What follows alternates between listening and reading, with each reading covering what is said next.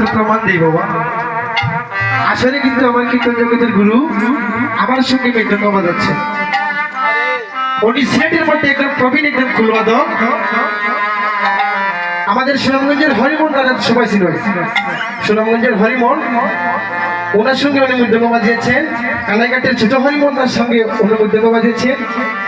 সিলেটের মধ্যে প্রবীণ যারা কীর্তনিয়া ছিলেন ওনার সঙ্গে উনি মৃদঙ্গ বাজাতেন। ওনার মৃদঙ্গের গুলি এখন বাবা অনেকের কাছে নাই। তো তাই হোক, আমি নিজেকে ধন্য মনে করি যে এমন একজন গুরু পেয়েছি যার সঙ্গে বন্ধুর মতো চলা যায়, আপন ভাইয়ের মতো চলা যায়।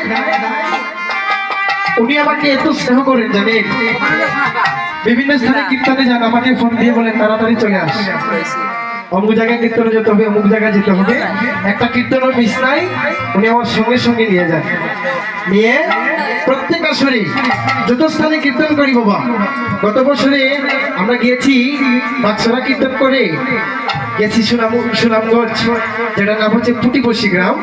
সেখানে এত ভক্তের সমাগম, যেখানে ভক্ত থেকে অনেক অনেক কীর্তন যেমন আছে ভয় পেয়ে যাবে, সেই স্থানে আমার কীর্তন জগতের গুরু কীর্তন করেছে।